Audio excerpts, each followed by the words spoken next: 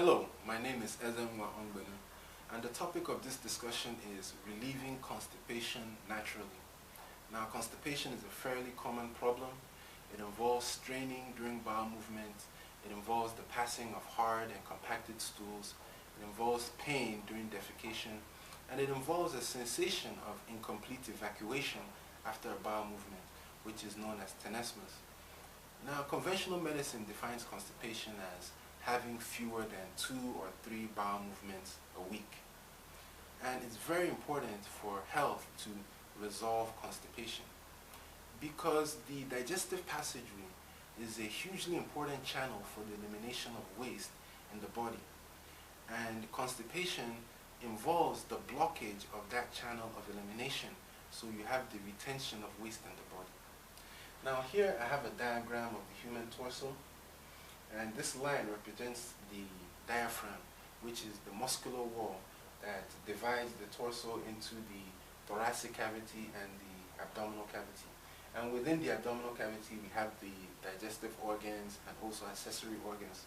But for the sake of clarity and simplicity, I've only drawn the colon, or the large intestine. Now the colon is comprised of various segments. You have the ascending colon, you have the transverse colon, you have the descending colon, and you have the sigmoid colon in this area, and you have the rectum, and then the anus.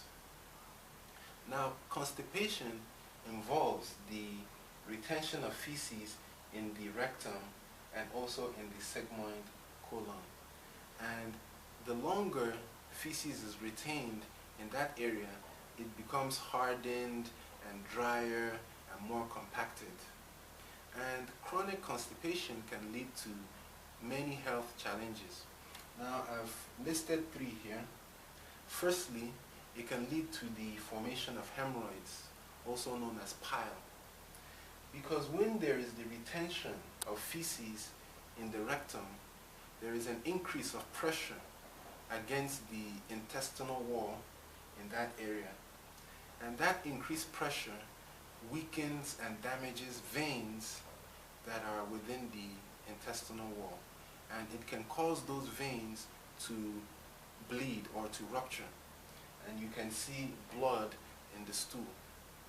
Additionally, the increased pressure in the rectum causes the intestinal wall to weaken, and the intestinal wall is comprised of various layers, and that increased pressure and that gradual loss of structural integrity of the intestinal wall causes the interior lining of the intestinal wall to detach from sublayers, and that interior lining can prolapse or fall out through the anus and hang. So hemorrhoids is a very painful and uncomfortable condition.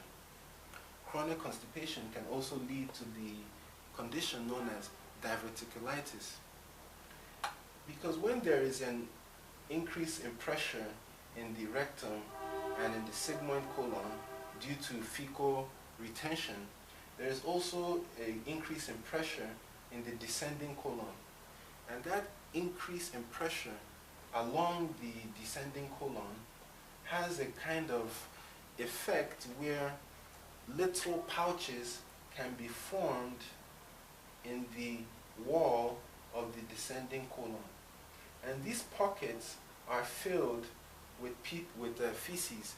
These are small pouches, small pockets filled with feces, and these pockets are called diverticula.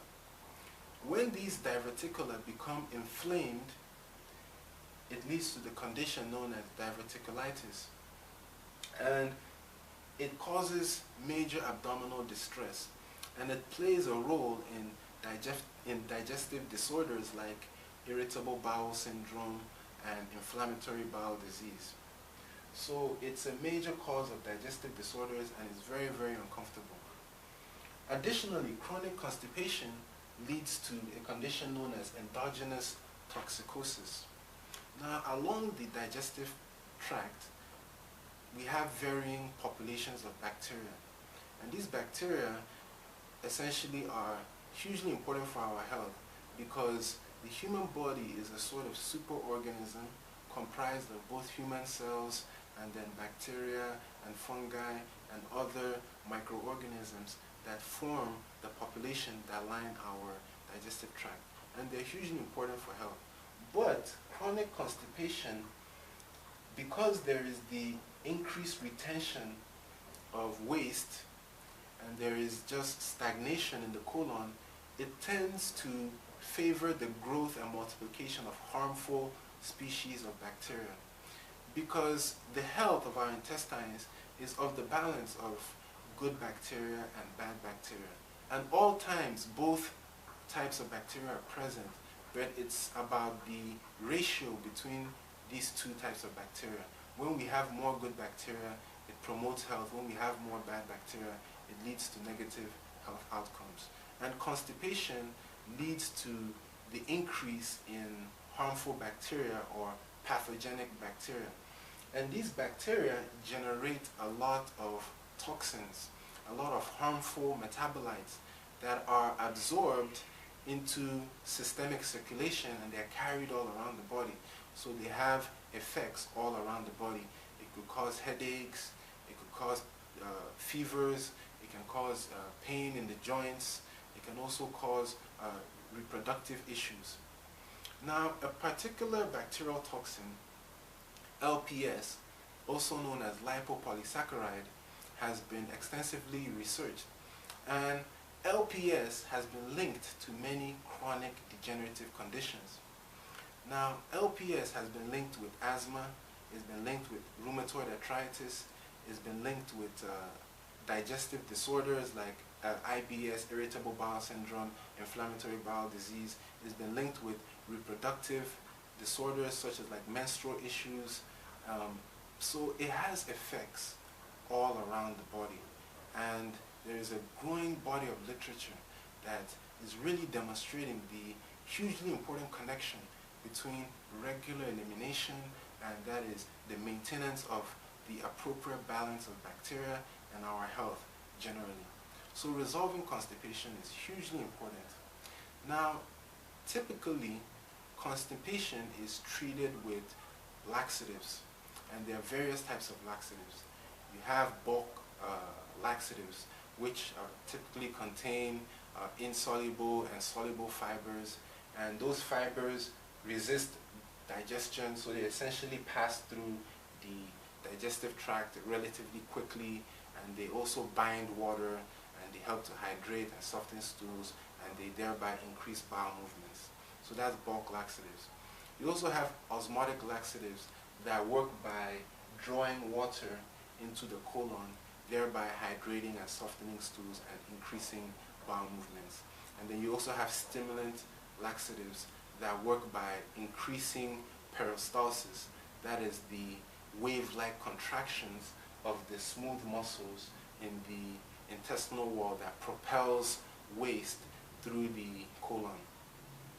Now, the use of laxatives provides immediate relief, but it does not get to the root of the problem. It's only a short-term measure. And there are risks associated with the long-term use of laxatives, most especially stimulant laxatives.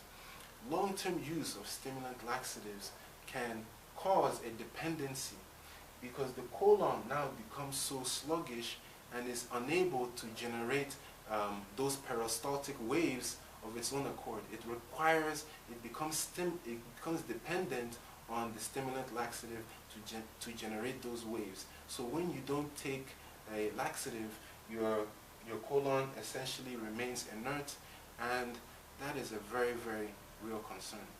So in this talk, I would like to explore ways to resolve constipation naturally. Now, one thing you have to keep in mind is that these natural solutions will not provide the immediate relief of a laxative, but over the course of days and weeks and months, you will restore the structural and functional integrity of your intestines, and you will have no more need for laxatives. So, resolving constipation naturally involves two currents. It involves things that you have to do and things that you have to stop. So it's a two-way street. There is things that you have to do, and there are things that you have to remove, or certain lifestyle adjustments that you have to make. So firstly, the most important thing is to avoid or eliminate refined sugars and white flour. And I'm essentially talking about refined carbohydrates. And it's for various reasons. Refined sugar is a fuel, is the preferred food source of harmful bacteria. So things like soft drinks, fruit drinks, malt drinks, or all these packaged foods that are loaded with sugar in the form of either table sugar or high fructose corn syrup, they act as a fertilizer in your intestines for harmful bacteria and also harmful strains of fungi such as candida. And this weakens the intestines because the intestines are overburdened with all these toxins that they generate, and there is a loss of functional integrity. There is a reduction in those wave-like contractions, so the colon becomes a lot more sluggish. So when we avoid refined sugars and white flour, we improve the health of the colon. Now, white flour works through a different mechanism. You know, white flour is used in a lot of products, from white bread to pastries to cookies to crackers and whatnot. But white flour, when it is digested, because it contains no fiber, recall that it's a refined carbohydrate, so all the fiber has been removed and lots of other goodness. So what you have is just essentially starch, and there's very little fiber there. So it gets into your colon and it forms a kind of cement. It gets hardened, it's easily compacted, it has a glue-like consistency, so it essentially gums up the works in the intestines and really just slows down the transit of waste in the colon. So avoiding refined sugar and white flour is a very, very good step, and it will bear dividends over time. When you make this dietary adjustment, you will gradually see an increase in your bowel movements. Now, a second very important thing to do is also to minimize consumption of white rice, because white rice has a similar issue to white flour. Because it's a refined carbohydrate, you know, the bran has been removed from the rice, and what you're left with is just the endosperm, which is the starch containing center, and there is very little fiber. So when we eat white rice, it also tends to not accumulate, but it tends to break down, and it has a kind of gum-like consistency, and it slows down bowel movements. So reduction in the consumption of white rice helps. Or if you want to consume white rice, then it's useful to combine it with a legume such as beans and lentils, because beans and lentils are great sources of soluble fiber and insoluble fiber that will help to keep everything moving along, because increased intake of fiber-rich foods is very, very important. And that is the problem with sugar, with white flour, with white rice, that lack of fiber. Because fiber is what keeps everything moving. It forms the bulk, you know, it absorbs water, it softens stools, it hydrates stools, it keeps everything moving along. It also provides food for beneficial strains of bacteria that also help to keep everything moving along. In addition to white rice, it's useful to increase intake of healthy fats. Now, by healthy fats, I definitely do not mean fried foods. So healthy fats include like avocados, it includes coconut, it includes olives, and it also includes coconut oil and olive oil. It includes tree nuts like your almonds, your walnuts, preferably raw. It also includes cashew nuts, also groundnuts. So these types of foods are all sources of healthy fats.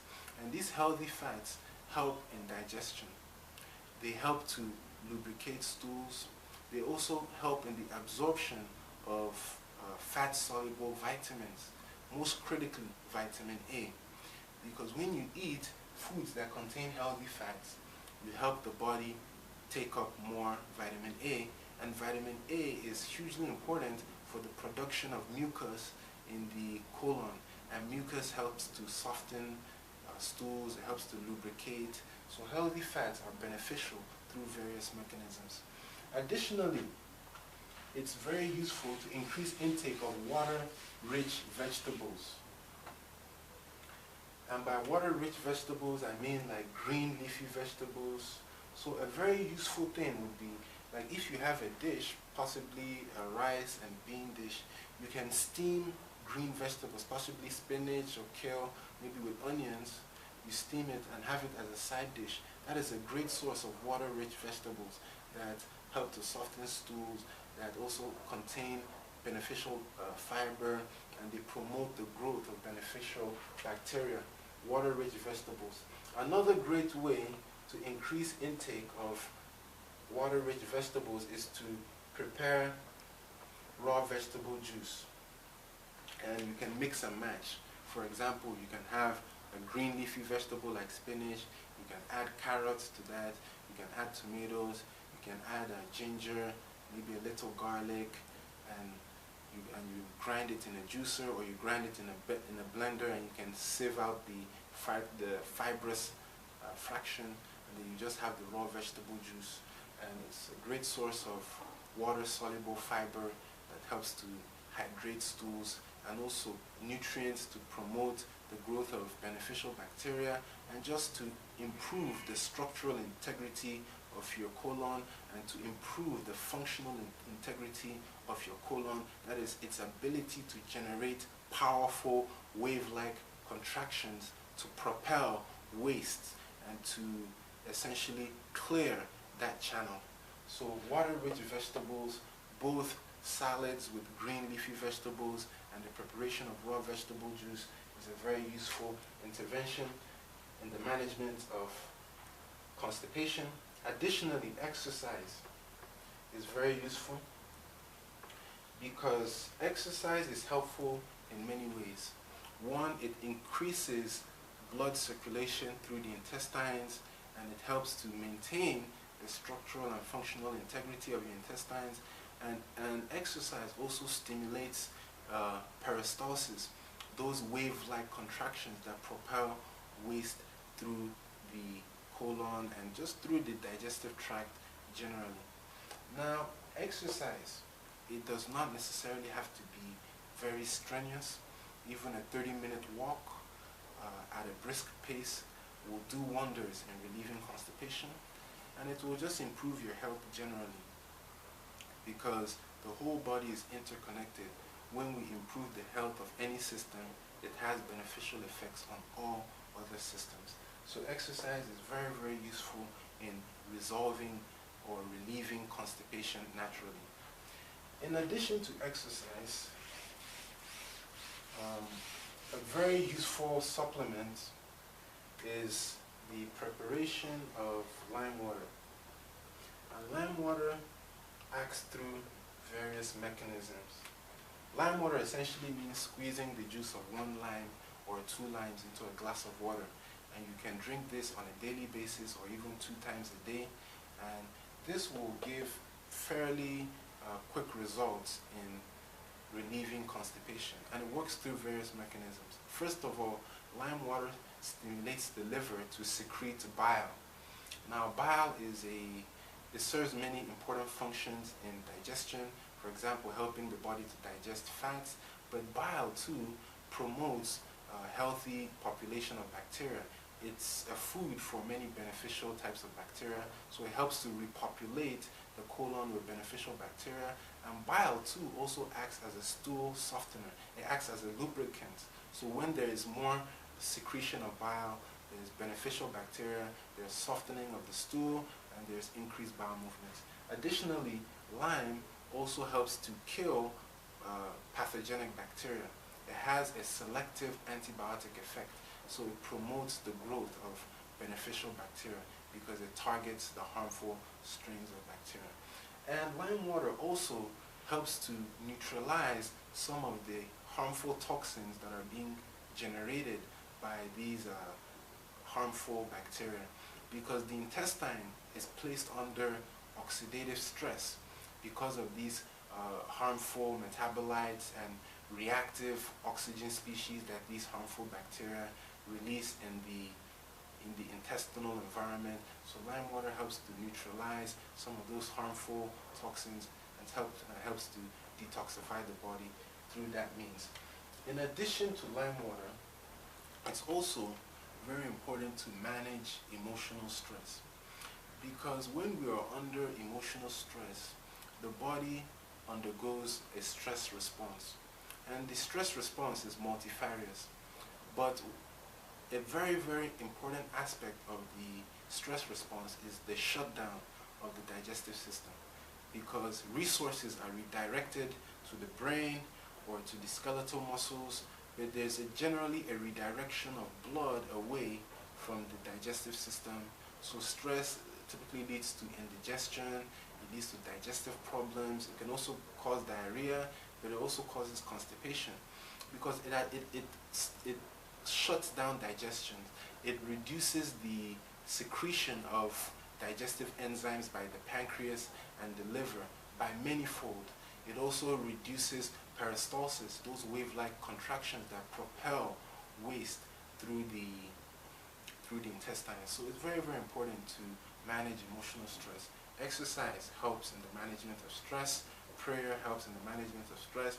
Meditation helps in the management of stress. Even just slow, deliberate breathing and just taking time out and just breathing deeply, that alters the balance of autonomic tone, because stress is related to increased sympathetic nervous system output. And when we relax and slow our breathing, we increase parasympathetic nervous output, which helps to counterbalance the stress response, and it improves digestion over time and helps to break that linkage between stress and constipation. In addition, it's very important to manage emotional stress. In addition, it's also very important to reduce intake of antibiotics only when it's absolutely necessary, because antibiotics are not selective. They kill both beneficial and harmful bacteria, and they tend to create room for the regrowth of harmful bacteria. So antibiotics typically leads to what they call intestinal dysbiosis, especially long-term use of antibiotics. Because if you take antibiotics for only a day or 2 days, it won't lead to any problem. But it's the long-term use, the abuse of antibiotics, that creates that disruption of the balance of good and bad bacteria in the intestines. And it also creates room for the growth of harmful fungi, because antibiotics don't kill fungi such as candida, and they now have room to grow and populate. And when you have fungal overgrowth in the intestines, that is the beginning of a raft of intestinal problems, of which constipation might be the least of the problems. It creates, because those fungi generate all manner of harmful toxins. In addition to antibiotics, pain-relieving drugs also worsen constipation. Opioid drugs. So it's useful to also minimize intake of pain-relieving drugs only when it's absolutely necessary and not on a long-term basis. And in addition, just to summarize, it's very important not to resist the urge. When you have the feeling of going to the toilet, it's important to try to have a bowel movement then, because it's your body signaling that this is the time. If we hold, there is the tendency for the stool to become hardened and compacted, because the longer waste remains in the colon continuously absorbs water, it continuously dries it, it continuously hardens it. So even just a few hours could make the difference between having a loose bowel movement and having a very hard and difficult and painful bowel movement to pass. So it's very important not to resist the urge. Now I hope this talk was useful, and I thank you so much for your time.